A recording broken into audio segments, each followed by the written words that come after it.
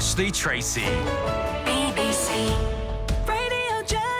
That's me with you until 10 o'clock this morning. In about an hour's time, we'll have another Daily Disco for you. For now, though, it's been months since all 49 politicians took up their seats in Jersey's State's Chamber. Instead, they've had to adapt to virtual meetings every 2 weeks because of COVID-19 restrictions. In July, you might remember most states members supported a vote in principle instead to meet every 3 weeks from next year.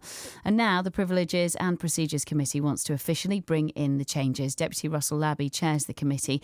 Morning to you, Deputy. So politicians have already approved in principle, as I said, but why do you think meetings should be every 3 weeks rather than every fortnight? Sell it to me. Well, morning, Ashley. The first thing to say is that moving to the 3-week cycle that I'm proposing to trial doesn't reduce the number of scheduled days the Assembly sits. In fact, that figure increases by 2. So on paper, there's no reduction in the amount of time we sit in the chamber. There's an increase. Why do it? Because 4 fewer sittings, but sittings of a longer duration, will help us manage our time better, plan with greater certainty, further in advance, be more productive, and be better prepared with questions and debating points for when the next sitting comes around. Your proposal has got states members talking online, though. I'm sure you've seen some of the chatter. Some feel that, we should stick to every 2 weeks, so there's more opportunity for them to question ministers. But what you're saying is actually there's still, every opportunity. It's just every 3 weeks instead of every 2. Do you understand any of their concerns at all? I understand all their concerns. Members are split down the middle on this. Passions run high because they care. They're parliamentarians and they care about the parliamentary system that we operate. But for every member against, there's another saying we should have done this 10 years ago when it was first mooted. This does result at the moment in 4 fewer question times a year. Questions are a very, very important way of holding ministers to account. Absolutely. And I've always said that mitigation for that is required. I've suggested official written questions should be divorced from the state's order paper for each sitting so that members can ask them and have them published whenever they want. Ask a written question on the Monday, get the answer the following Monday or Tuesday, and be armed with follow-up oral questions for the Tuesday sitting after that. And there are other proposals. There are myriad ideas that we can have so that we don't reduce the opportunity to question ministers. But 4 fewer opportunities to get a question in question time, Senator Sam Mesek says, is bad for democracy. It's undemocratic. What do you make of that argument? Well, I'm saying that I take his point. Sam is a brilliant parliamentarian, and I'll always listen to what he has to say on these sort of things. I take that point. I'm saying that we can mitigate that with other measures, and I will bring proposals forward to do exactly that. Now, we know that the next state sitting is on the 8th of September. It's going to be a virtual one. Beyond that, what is the plan? When are we going to likely to see any changes, if at all? To coming back to the Assembly? To how often you will be meeting as a States Chamber? Oh, I see. Yeah. What I'm suggesting is that we take a vote on it at the end of September. I'm not strong-arming this one. I'm putting it before the Assembly because I passionately believe that it's going to be better and more productive. But I will listen to members. If they don't want to go with me on this, it's fine. No problem. We'll stay as we are. But it would be January to the summer, and then we'd take another vote to see if people like it or not. Look, Ashley, what I try to do in this role is renew and refresh and innovate. When I proposed the gentle introduction of time limits on speeches, I was called anti-democratic and worse. But now members are saying to me, when are you going to bring the legislation in so we can implement that? There is a bigger picture here. No parliament is perfect. As Churchill said, democracy is the worst form of government, except for all those other forms that have been tried from time to time. But we should ask, and the public is certainly asking, whether our system is the best it could possibly be.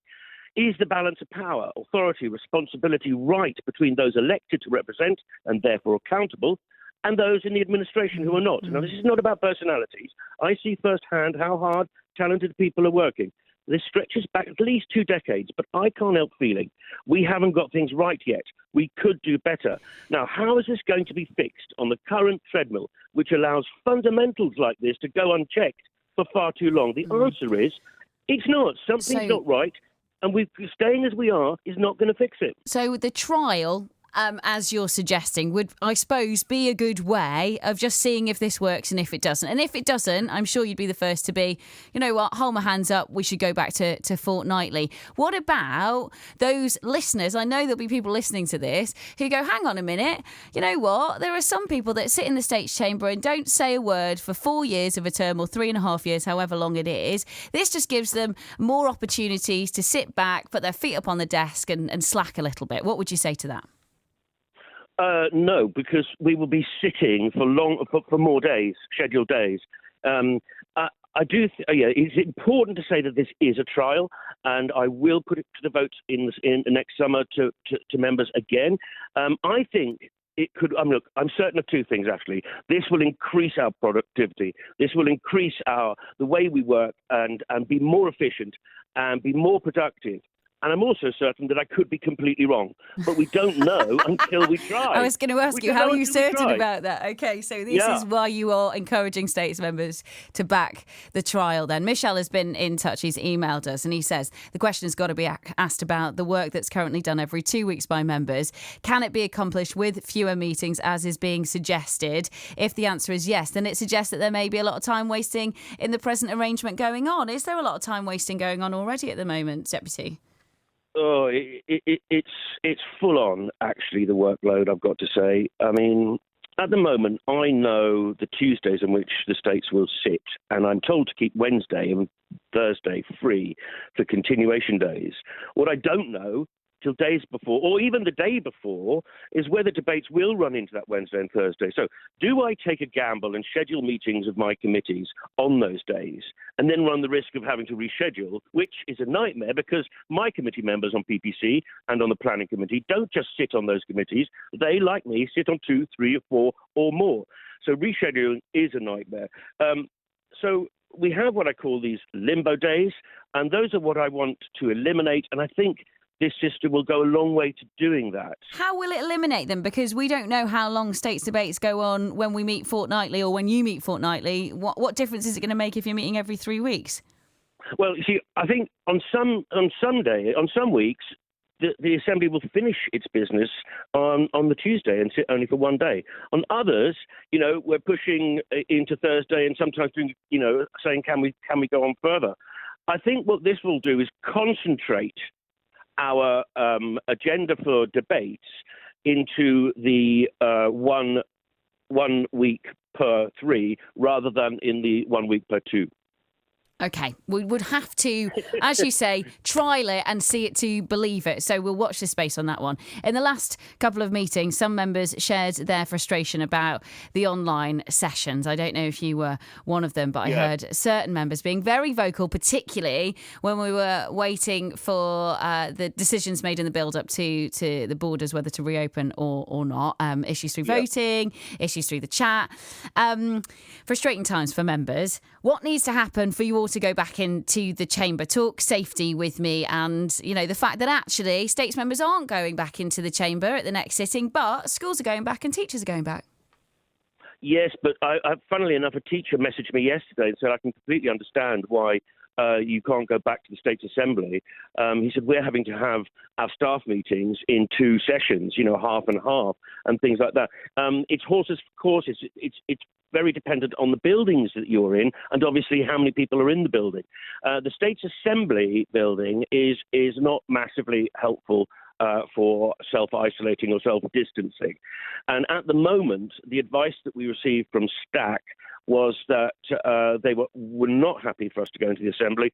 The rules don't allow it, and they don't believe an exception to those rules would set a good example. So that is the official advice, and I don't think we can break that advice. What we are looking at, there is a tension here because many members are desperate, we're all desperate to get back in the Assembly. The question is the timing and how can we do it and still stay within the guidelines and set a proper example. So we are looking at ways to try and get more members into the Assembly. Not all members at the moment, and this is absolutely their prerogative, feel comfortable with going back into the Assembly because they might be living with somebody who's shielding or they might be shielding themselves. So, the virus hasn't gone away yet, and it's important that we remember that. But we are trying to look at ways, say we could get half the members in the Assembly and the other half working remotely with, through their computer and via Microsoft Teams. Why can't you do that for the first sitting in September?